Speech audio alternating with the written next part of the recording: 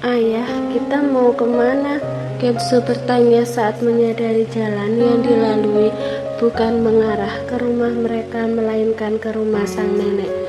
Apa kita mau ke rumah Oma? Iya, kita menginap di sana, jawab Bara.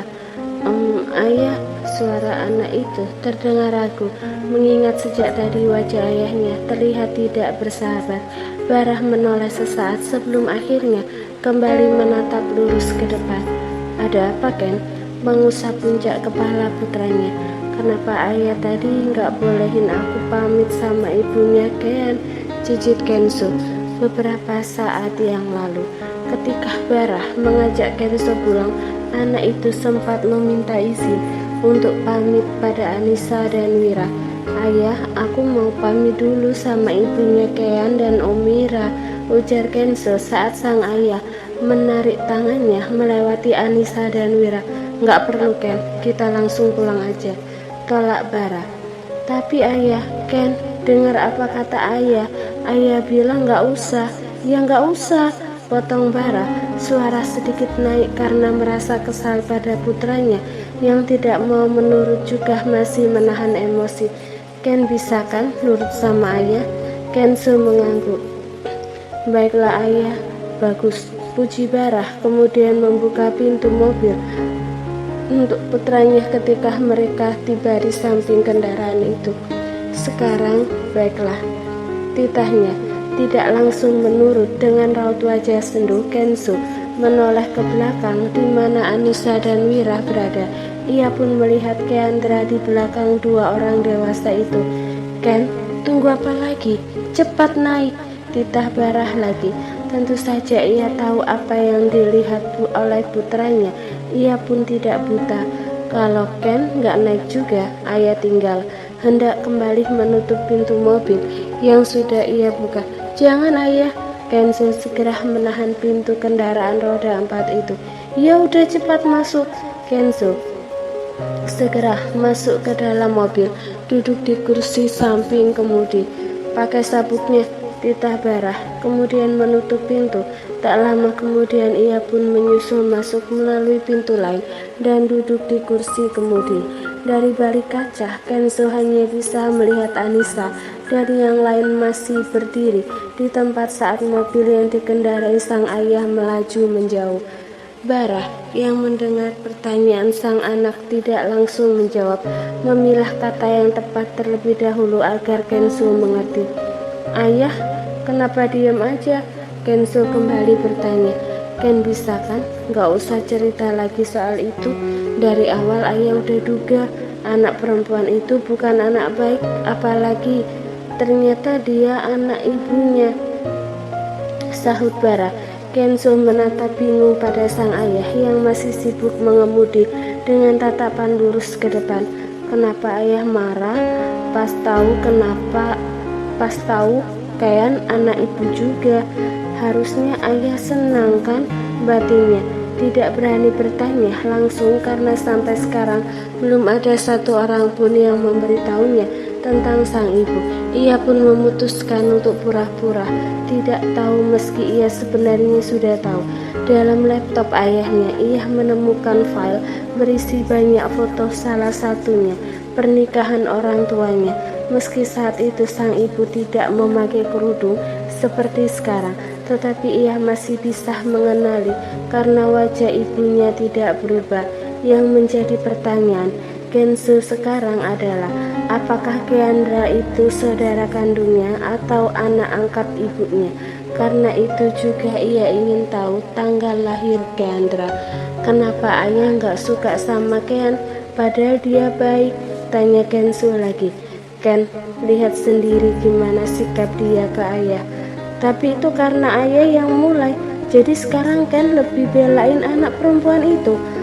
Keandra ayah, namanya Keandra. Apa ayah nggak bisa sebut namanya aja? Apapun itulah terserah. Terus apa karena ayah nggak suka sama Kean? Ayah juga nggak suka sama ibunya. Mendengar tentang Anissa, emosi Barah kembali naik, tetapi segera menenangkan diri karena dasar ia sedang mengemudi dan harus fokus. Ken tolong ayah ya, ayah lagi nyetir. Tolong Ken jangan lagi bahas soal mereka berdua di depan ayah. Bisa kan? Barah membujuk sang anak. Kenzo mengangguk. Bisa ya, bagus, komentar Barah. Dan satu lagi, gak usah lagi berteman dengan anak perempuan itu. Kali ini Kenzo tidak menanggapi ucapan ayahnya, tidak menyetujui, tidak juga membantah, memilih untuk diam. Setelah itu tidak ada lagi percakapan di antara ayah dan anak tersebut. Keduanya diam dan sibuk dengan pikiran masing-masing hingga akhirnya tiba di tempat tujuan. Kenzo turun lebih dulu tanpa mengatakan apapun pada sang ayah yang hanya bisa menghela nafas panjang sambil menatap putranya yang melangkah menjauh. Sayang, Ken kok nggak bilang-bilang ke sini? Rima bertanya saat sang cucu masuk ke dalam rumahnya dan menghampiri. Aku juga baru tahu pas udah di jalan kalau ayah bawa aku ke sini, sahut Kenzo sambil duduk di samping sang nenek. Kenapa mukanya sedih gitu? Rimah bertanya saat menyadari raut wajah sang cucu. Ayah nyebelin omah, adu Kenzo sambil memeluk sang nenek merengek. Ngadulah tuh, sambar Barah yang baru saja tiba di sana dan mendapati sang anak tengah mengadu.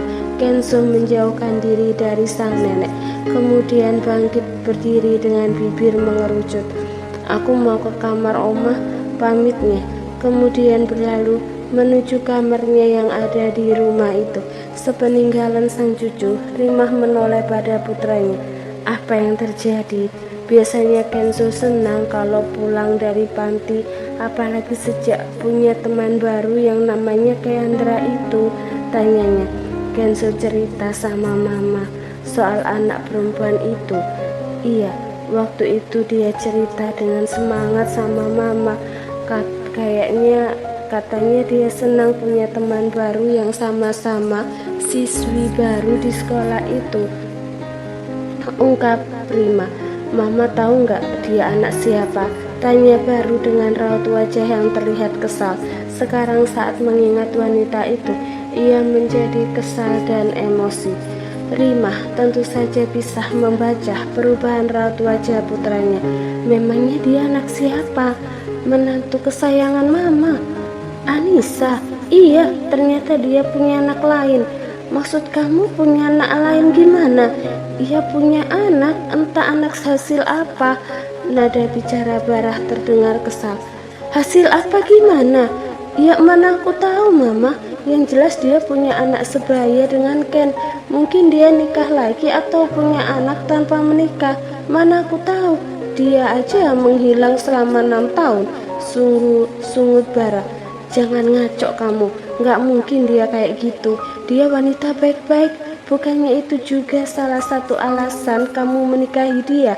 Siapa tahu aja dia adopsi anak. Kamu sendiri tahu dia sering bolak-balik ke panti. Siapa tahu karena kesepian setelah kamu bikin dia minggat, dia ambil anak asuh, ujar Rimah berpendapat.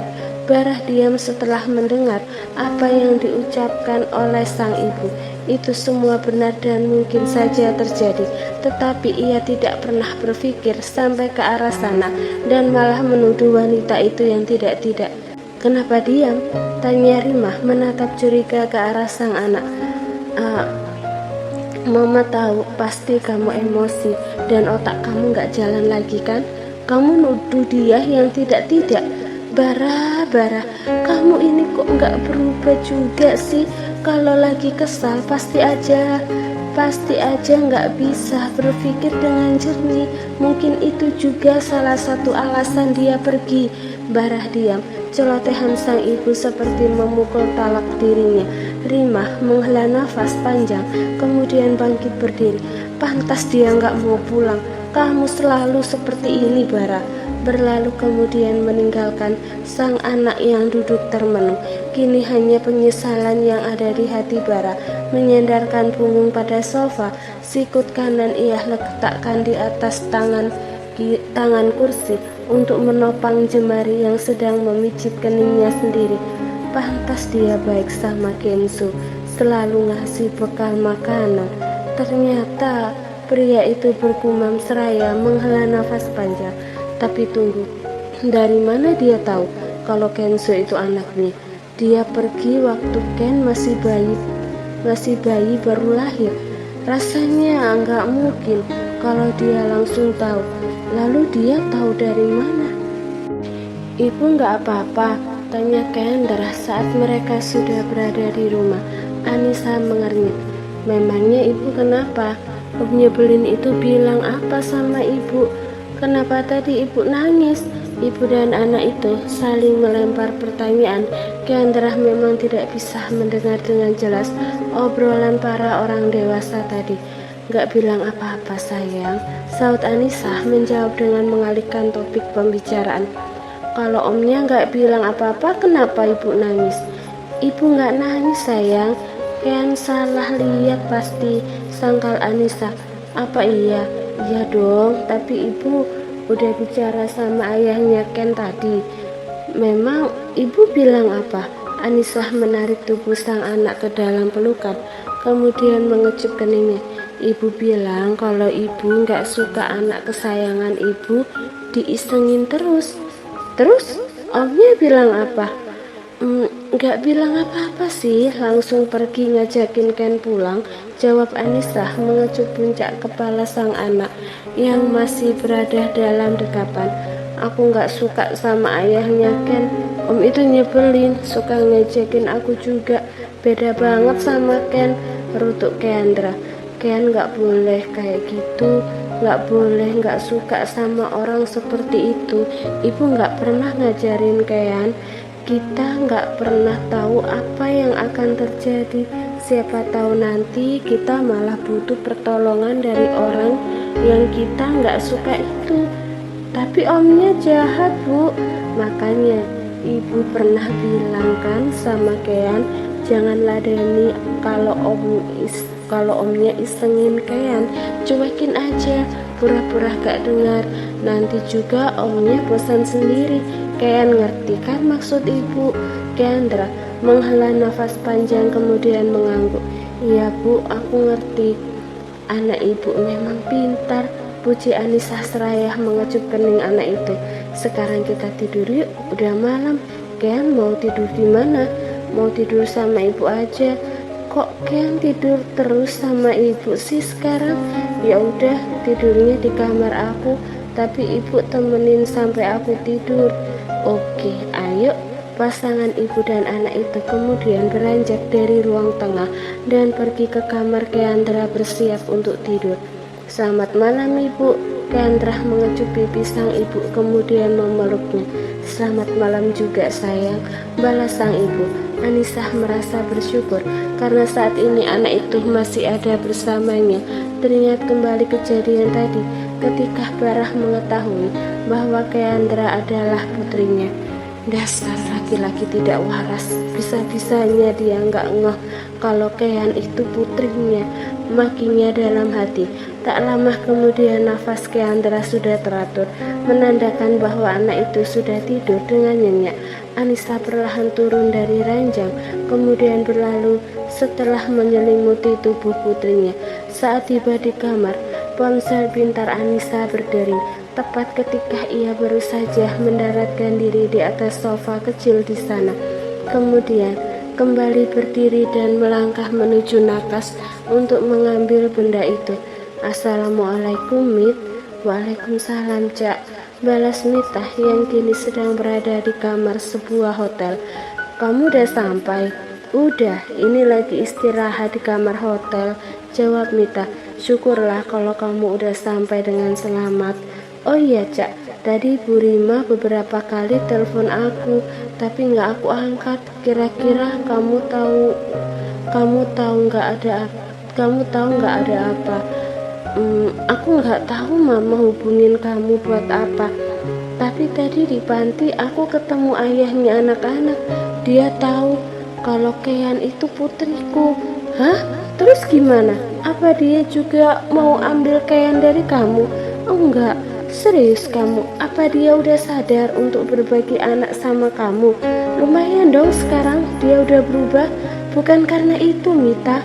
Justru karena dia berpikir bahwa Keandra bukan putrinya.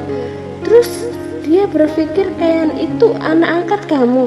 Pintarnya dia malah berpikir kalau Kean itu anak aku sama Wira. Hah? Gimana? Ini aku jadi agak lola. Masih ngelek gara-gara kelelahan sama perjalanan. Iya, jadi dia itu mikir aku sama Wira adalah orang tuanya Keandra. Mita berpikir sejenak, mencerna apa yang dikatakan oleh Anissa. Sesaat kemudian wanita 31 tahun itu tertawa terbahak. Apa dia nggak mikir Kean dan Kenzo itu seumuran? Mana mungkin kamu punya anak dari orang lain? Ya kali dalam satu waktu bisa hamil dari dua orang laki-laki yang berbeda. Itulah yang sering aku bilang sama kamu. Dia itu suka mendadak nggak waras kalau lagi emosi. Padahal aku sama Wira tadi udah takut aja dia bakalan ngamuk besar karena aku menyembunyikan keberadaan anaknya. Malah plot twist, dia itu kelewat cerdas, makanya jadi lola. Sekarang yang aku pikirin adalah apa yang harus aku lakuin nanti. Soalnya aku yakin kalau dia udah tenang, pasti dia udah bisa mikir bener. Kamu mau tinggal lagi di tempat aku kayak dulu. Aku jamin gak akan ada yang bisa nemuin kamu sekalipun Barah mengerahkan semua anak buahnya, tawar Mita. Anissa tidak pernah tahu bahwa Mita bukan hanya orang biasa yang profesi sebagai dokter. 6 tahun yang lalu, aku pergi keluar kota aja, ke desa terpencil malah lebih bagus, biar Bara tidak bisa nemuin aku dan juga bayiku, ujar Anissa kala itu ketika ia baru saja melahirkan putrinya. Nggak usah, Cak, kamu tinggal di rumah aku aja, asal kamu nggak pernah keluar dari gerbang rumah ini. Aku pastikan Bara tidak akan menemukan kamu dan anak kamu, sahut Mita. Tapi aku nggak enak kalau harus ngerepotin kamu terus. Ica, aku malah senang ada kamu di sini. Jadi aku ada teman. Kamu tahu sendiri orang tua aku nggak ada di sini. Aku tinggal sendirian cuma sama Bibi. Lagi pula kamu kan udah setuju untuk jadi donor ASI buat Kenzo. Anissa diam untuk beberapa saat. Jadi aku nggak boleh keluar rumah? Tanyanya kemudian. Boleh lah, Cak, tapi kalau keluar rumah kamu harus nyamar biar nggak ada orang yang ngenalin kamu. Tapi selama kamu masih berada di lingkup rumah ini, kamu aman. Kok bisa gitu? Iya, Mita berpikir sejenak. Kamu lihat aja sekeliling rumah ini dibatasi sama pagar tembok, jadi ya nggak akan kelihatan biarpun kamu main di pekarangan rumah sama anak kamu, gilanya.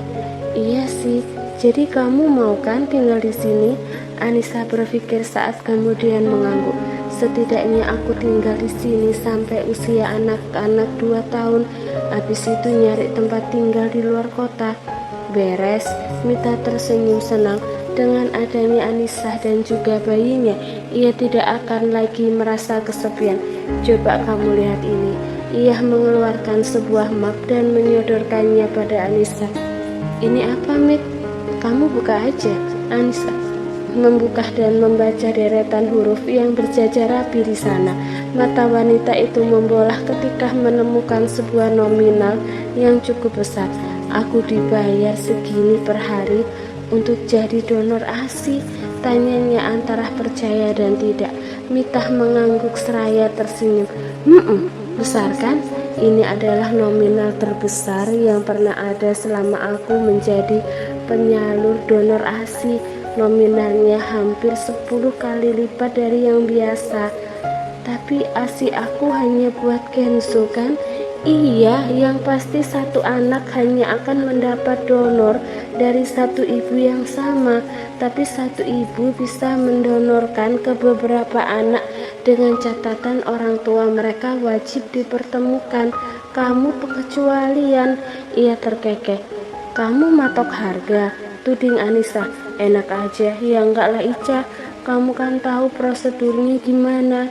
Mana pernah aku mematok harga seikhlasnya sesuai kemampuan orang tua yang menerima donor. Ya kali aja kamu kesel sama suami aku, terus kamu todong dia karena nggak ada pilihan lain selain aku untuk jadi ibu susunya Kenzo. Enggak, ini emang keinginan mereka, harga ini yang mereka kasih. Mungkin ini karena kamu satu-satunya yang mau Kenzo terima asinya. Anissa menghela nafas panjang. Tapi aku tidak mau menjual ASI untuk anakku sendiri, Mit. Kalau gitu, kamu bisa sumbangkan ke panti asuhan. Banyak kok ibu yang mendonorkan ASI dan tidak mau menerima bayaran. Tapi orang tua bayi yang mendapat aksi maksa, akhirnya mereka sepakat untuk menyumbangkannya ke panti. Ya udah gitu aja. Oke, kamu tanda tangani dulu aja surat perjanjiannya. Uangnya mau dikirim ke panti kamu kan? Anissa mengangguk. Kalau ada panti lain yang butuh gimana? Kamu atur aja. Aku cuma melakukan kewajiban aku sebagai ibu, nggak butuh bayaran, jawab Anissa seraya membubuhkan tanda tangan. Oke deh kalau gitu, aku balik dulu ke kantor. Pamit Mita sembari mengambil map dari tangan Anissa. Tenang aja, selama berada di rumah ini kamu akan aman. Bara tidak akan pernah tahu kamu ada di sini. Lagi pula mereka kan tidak tahu kalau kita berteman. Anissa mengangguk. Makasih banyak ya Mit buat semuanya. Santai aja kali Cak, kayak ke siapa aja kamu ini. Anissa hanya terkekeh mendengar ucapan Mita. Ya udah aku jalan dulu. Ibunda Kenzo dan Keandra itu hanya mengangguk. Mita keluar dari rumahnya sembari merokok ponsel dan melakukan panggilan pada seseorang. Wajahnya yang tadi ramah dan penuh dengan senyum kini berubah menjadi datar tetapi tegas. Blokir semua informasi tentang Anissa. Jangan sampai ada siapapun yang tahu dia tinggal bersama saya. Kalau sampai ada informasi yang bocor, kamu tahu sendiri apa akibatnya. Nada bicaranya dingin dan penuh penekanan. Setelah itu panggilan pun ia akhiri secara sepihak.